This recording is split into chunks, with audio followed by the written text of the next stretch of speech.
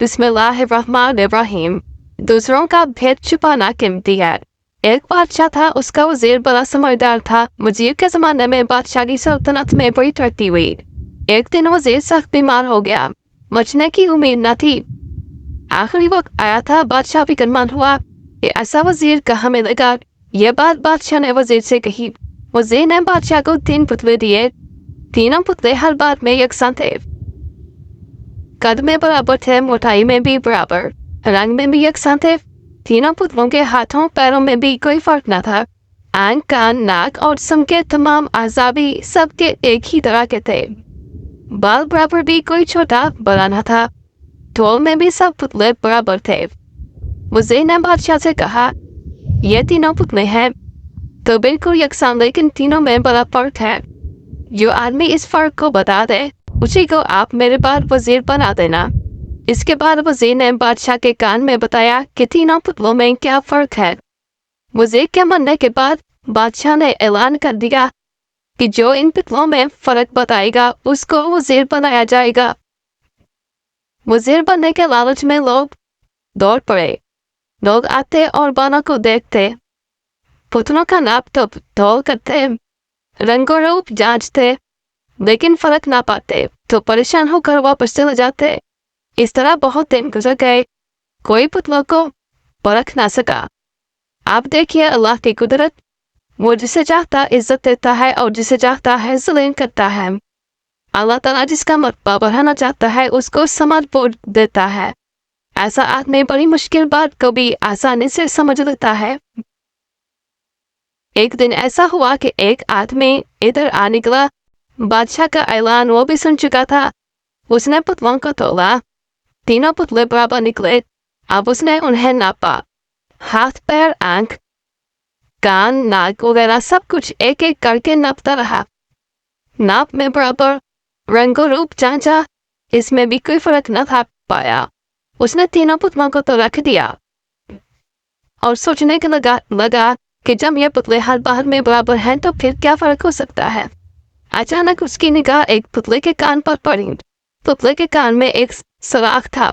उसने दूसरे पुतले को देखा तो उनके कानों में भी सुराख थे और ये सुराख भी बराबर थे। अब वो आदमी और भी परेशान हो गया। वो पुतलों को रखकर जा नहीं बोला था कि अल्लाह ने उसके दिल में एक बात डाली। उसने एक पुतले के कान में मुंह से फूंका, दूसरे पुतले के कान में भी फूंका और तीसरे पुतले के कान में भी फूंक मारी। फिर वो खुशी के मारे उछल पड़ा।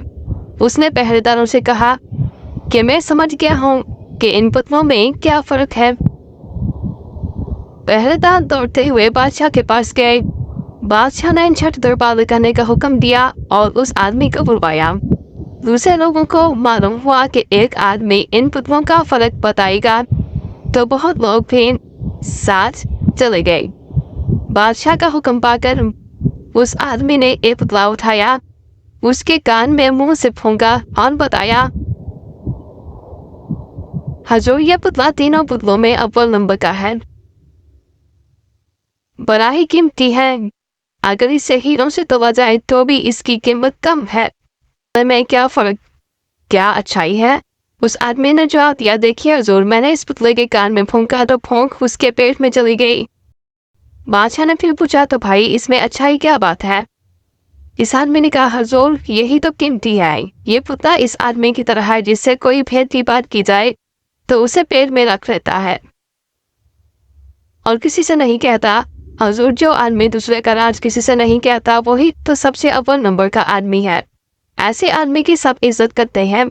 अच्छे बादशाह से अपना भेदी बनाते हैं और बड़ी से बड़ी तनख्वाह से दत्ती उसे देते हैं। इस जवाब से बादशाह बहुत खुश हुआ। पूछा, अच्छा दूसरे नंबर का पुतला कौन सा है? तो उस आदमी ने दूसरा पुतला उठाया, उसके कान में फूंका तो फूंक उसके कान से होकर दूसरे कान से निकल गई। उस आदमी ने कहा, हजूर ये दूसरे नंबर का पुतला है। यह पुतला उस आदमी की तरह है जो बात को इस कान से सुनता है और दूसरे कान से उड़ा देता है। ऐसे आदमी से ना नुकसान का डर होता है और ना कोई फायदा होता है। इसको किसी काम पर लगा दो तो यह तीली के बैल की तरह लगा रहता है। इसकी कोई कीमत मुकर्रर नहीं, जो चाहे दे दो, इसके लिए बहुत है। बादशाह इस जवाब से भी बहुत खुश हुआ और पूछा, अच्छा अब तीसरे पुतले के बारे में बताओ कि इसमें क्या बात है। इस आदमी ने तीसरा पुतला उठाया और उसके कान में फूंका। फूंक उसके कान में से होती हुई मुंह में निकल गई। आदमी ने कहा, हुजूर यह पुतला तो कोड़ी का भी नहीं, यह पुतला इस खराब आदमी की तरह है जिससे कोई भेद की बात की जाए तो झट दूसरों से कह देता है, जहाँ कोई बात सुनता है बस बेजाने परखे हर एक से कहता रहता है। ऐसा आदमी झगड़े की जड़ होता है। ऐसे आदमी को लोग अगर भेदी बनाए तो वो भेद को छुपा नहीं सकता और फिर इससे बड़ा नुकसान होता है। एक दूसरे से उड़ा देता है। किसी की इज्जत और आबरू का इससे जरा भी ध्यान नहीं रहता। बादशाह इस जवाब से बड़ा ही खुश हुआ। बादशाह ने उस आदमी से पूछा, मियाँ ये बताओ तुम्हारी समझ में ये बात कैसे आ गई। ये बड़े से बड़े समझदार लोगों ने इन पुतलों को देखा, जांचा, परखा, कोई ना समझ सका, तुमने कैसे समझ लिया। उस आदमी ने कहा, हुजूर ये सब कुछ अल्लाह की तरफ से होता है। अगर वो किसी के दिल में ना डाले तो फिर कुछ नहीं कर सकता। और आप मुझसे पूछते हैं कि किस तरह ये बात मेरी समझ में आई, तो हुजूर अच्छी बात यह है कि मैं भी इन पुतलों को जांचने परखते परेशान हो गया था और इन हैरान कर जाने ही वाला था कि अचानक मुझे हजरत अनस रज़ियल्लाहु अन्हा के बचपन की एक बात याद आ गई और फिर पुतलों का भेद समझना अल्लाह ताला ने मेरे लिए आसान कर दिया। बादशाह ने पूछा, वो क्या। उस आदमी ने बताया कि एक बार हजरत अनस रज़ियल्लाहु अन्हा लड़कों के साथ खेल रहे थे। इतने में आप सल्लल्लाहु अलैहि वसल्लम तशरीफ लाए और उन्हें सलाम किया। फिर आप सल्लल्लाहु अलैहि वसल्लम ने हजरत अनस रज़ियल्लाहु अन्हा को किसी ज़रूरत से भेजा। हजरत अनस रज़ियल्लाहु अन्हा को उस काम में बहुत ज़्यादा वक्त लगा। फिर जब वो अपनी वालदा के पास गए तो वालदा ने कहा कि इतनी देर कहाँ रहे। बताया कि नबी करीम सल्लल्लाहु अलैहि वसल्लम ने एक ज़रूरत से भेजा था। वालदा ने पूछा, क्या ज़रूरत थी। जवाब दिया कि ये एक राज है। उनकी माँ ने कहा, देखो बेटे, प्यारे नबी सल्लल्लाहु अलैहि वसल्लम का राज किसी को ना बताना। हजरत अनस रज़ियल्लाहु अन्हा की ये बात सुनाकर इस आदमी ने बादशाह से कहा, हुजूर जब से मैंने ये बात पढ़ी है तब से मैं समझता हूँ कि भेद का छुपाना ही बड़ी कीमती बात है और भेद का खोल देना दो कौड़ी की बात है। मुझे यही बात याद आ गई और फिर अल्लाह ताला ने मेरे लिए इन पुतलों का समझना आसान कर दिया। बादशाह ने कहा, सच में पुतलों में यही फर्क है। इसके बाद बादशाह ने उस आदमी को अपना वज़ीर बना लिया